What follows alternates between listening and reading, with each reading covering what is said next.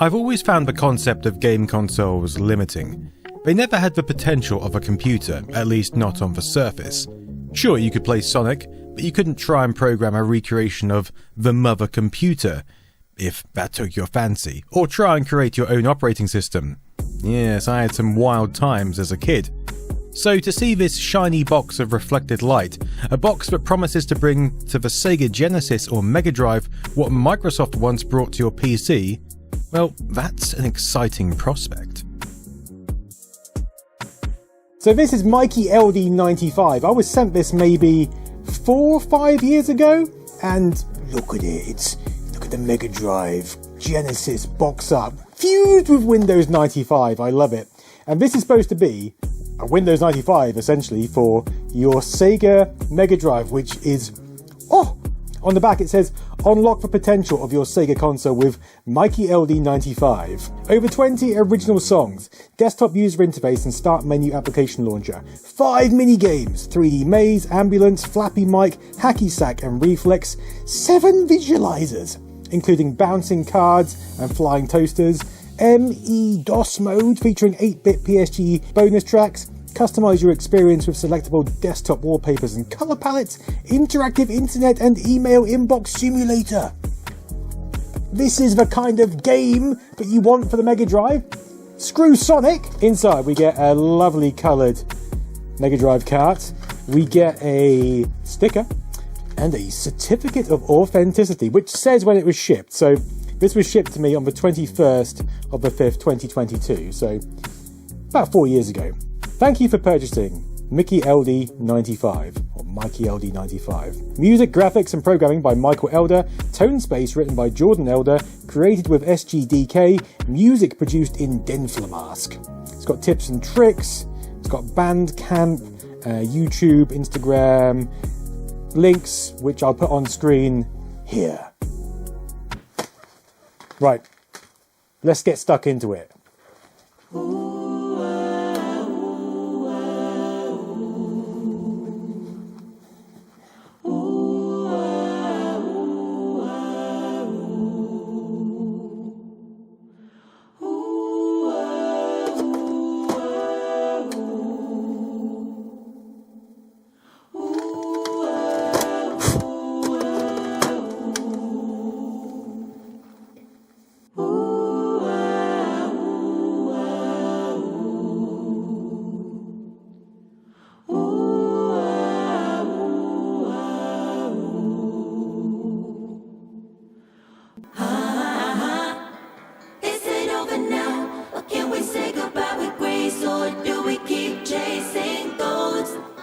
This is a jam.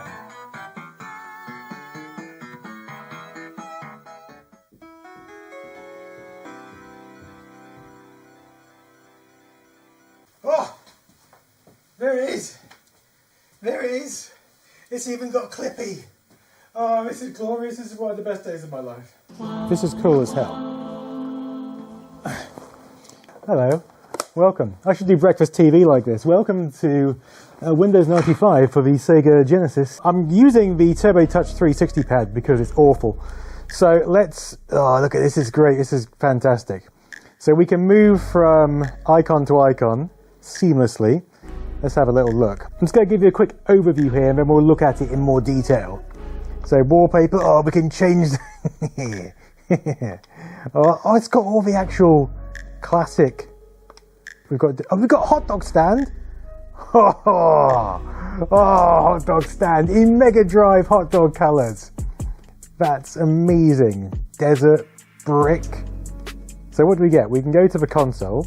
We get an information box about the console. It's the wrong console pictured, but it doesn't know. Music.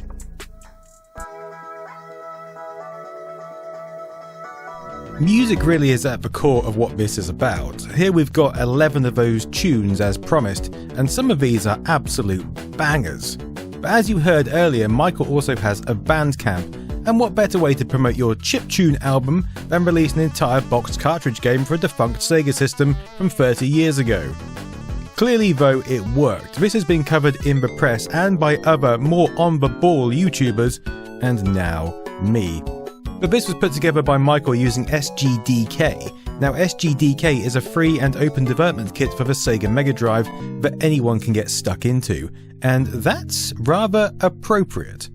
Maybe you're looking to brush up on your programming skills or learn from scratch, so perhaps you can make something like this. Well, thanks to sponsor BootDev, you can do just that. BootDev offers you a huge selection of courses to work through, including Python, SQL, JavaScript, HTTP, and C, to name a few. I've been using BootDev to brush up on my rusty SQL database skills, and it's really good actually. Yes. Still got it. The interface gives you step-by-step lessons where you can actually type out the code, test it to see what the results are, and then get feedback from Boots. Yes. You can work through this at your own pace, whether you're looking to focus on front-end dev, back-end dev, or just want to make something frivolous and fun. Everything can be gamified to keep you engaged, and you can even ask Boots to come up with challenges or help you work through a job interview. So why not get started today and focus on yourself for once? Go to boot.dev and use my code NOSTALGIANERD to get 25% off your entire first year on the annual plan. I am invincible! It's got dial-up sounds. Press A to select the page, B to return to the home page, C to exit the internet. Twitter. It's all based on the tweets that would have been there at the time. Okay, look, I know that CouchMe is getting very excited. Meet one of my many personalities, but VoiceOver.me is here to poop the party. This clearly isn't an operating system. It's not Windows 95, it's a gimmick. And even if you had a Sega mouse, you can't use it here, same as Art Alive. Yeah, you remember trying to draw something in that with a pad, don't you? But what makes this so cool is the attention to detail throughout. I'm genuinely pining for a lost era where the Mega Modem was successful and we had our Sega consoles connected up to an internet filled with posts requesting help for Carnival Night 2. You can't actually go anywhere in these sites, they're static images, but there are hidden websites under the I'm feeling lucky icon, including a nice all your base belong to us reference. This is what I mean by detail though. Look at these icons compared to the actual icons. Look at that! And the wallpaper backgrounds. It's so well done. It's so cool to see VGA stuff rendered through the Mega Drive's 320x224 or 320x240 resolution with 64 colour output. Is not something you expect to witness, and for me, that makes it fascinating. You can see down the bottom right that we've got the clock running from boot, and it has significance because you'll get emails come in the longer your session is running. Obviously the console doesn't have a real-time clock, but it can roughly keep time after the power on by using the console's cycles. If you don't do anything for 2 minutes, you get a screensaver, because of course you do, it's Windows. We don't want screen burn, especially not on this massive Toshiba. Yes. Hold up, let me select some music to play. Something nice, chill, yet funky.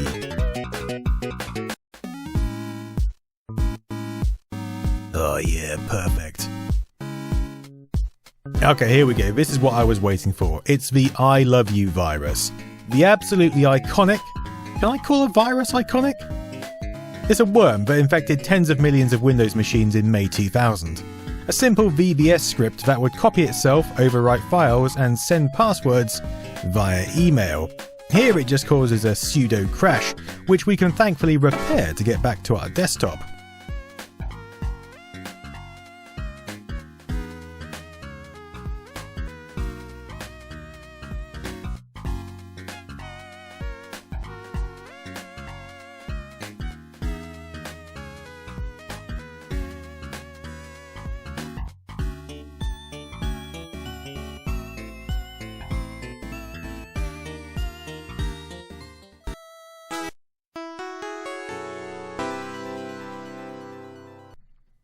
Right, let's take a look at the visualizer.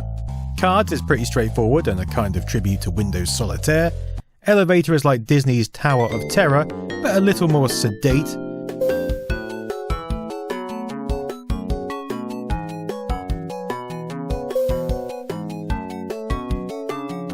Flying Toasters is a tribute to the classic After Dark screensaver.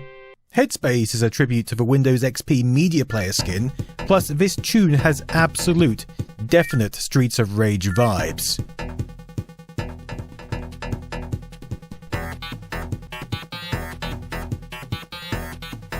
I could fight to this all day long and all night. Logo bounce is your standard logo bounce, but the start of the show is Defragmenter, mainly because the DOS and Windows defragmenters were the most peaceful, reassuring experiences known to man, and in this instance we also get defragmenting music, which fits perfectly. So I'll just leave this running and be off.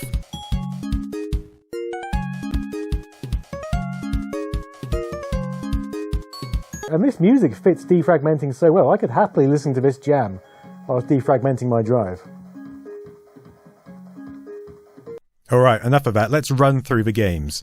3D Maze is essentially a playable version of the 3D Maze screensaver, but I absolutely would not recommend trying to play it with a Turbo Touch 360 pad, or anything for that matter. We can talk about this pad properly another time. I can't follow the minimap. Flappy Mike is Flappy Bird, but with Mike, and it's bloody infuriating. Crap.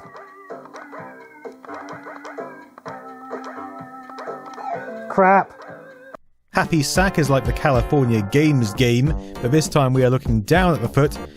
Crap. And we get a decent amount of time to kick the sack. Plus, if you do well, you get a congratulation email.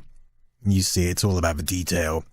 If you ever need to get out of some software, you can press all 3 controller buttons at the same time. It's a bit like pressing Ctrl-Alt-Delete. And we get this Windows 3.11 reminiscent fellow who will ask if you want to reboot.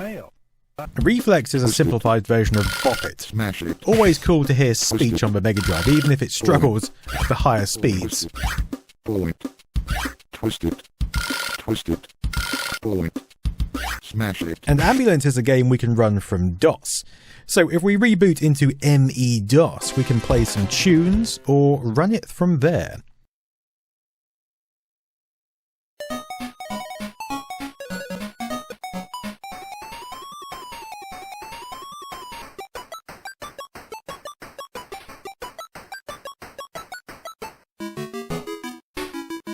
We get to choose from VGA, EGA, CGA, which is pretty cool, and we get a perfectly playable DOS-style game. I like everything about this game. Initializing ME-DOS. Oh, look at this. Oh, we've got CGA palettes, full CGA, CGA1. Let's go for CGA1. This is not working out well, is it? I blame the Turbo Touch 360 pad. Absolutely diabolical pad. This is definitely one of those pads where if your mates came round, you would give this to your mates. There's some really nice touches, like it knows whether we're using an NTSC console or a PAL console. This is running through the Fusion emulator at the moment and currently set to NTSC, so it identifies it as what it is. If we go back to the console information icon and skip to Sound Test 53, there's a little Easter egg listing when Michael first started his YouTube channel way back in 2007 when he was 14. Good lord, one of the OGs. It also plays the iconic passport.mid file, which I'll leave playing whilst I share a quick chat I had with Michael about this project. Now, Michael is from Canada, Vancouver specifically. I asked him what inspired him to make this Windows 95 tribute, and it sounds like his early experiences of computing were similar to mine, despite being some 10 years younger.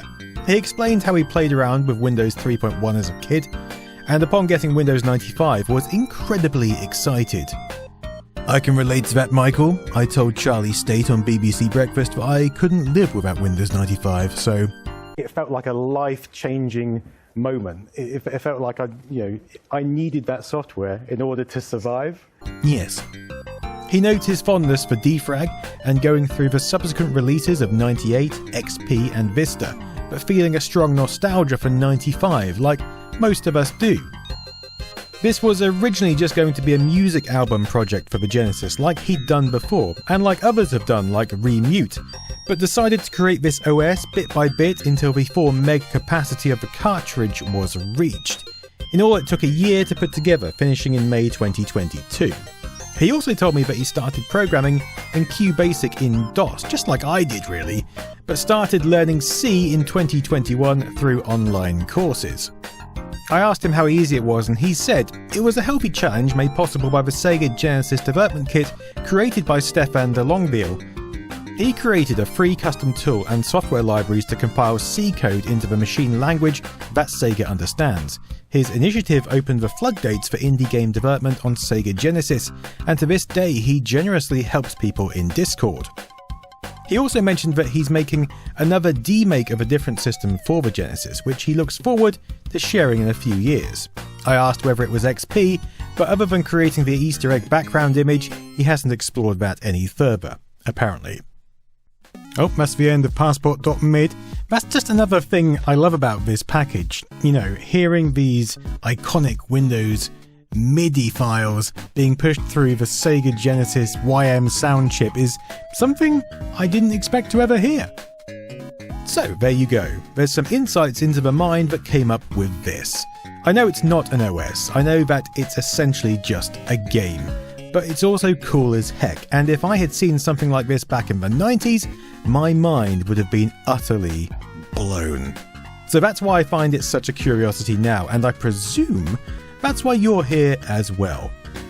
I've put Michael's links below so you can check out his music and also download the ROM for Mikey LD95, which you can load into the Fusion emulator. There's also a link for that below as well.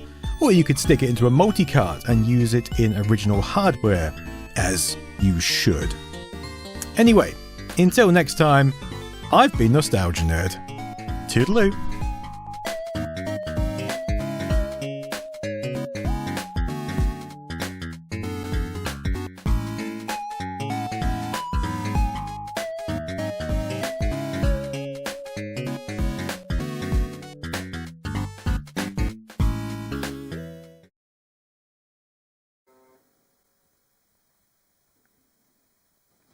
I love it.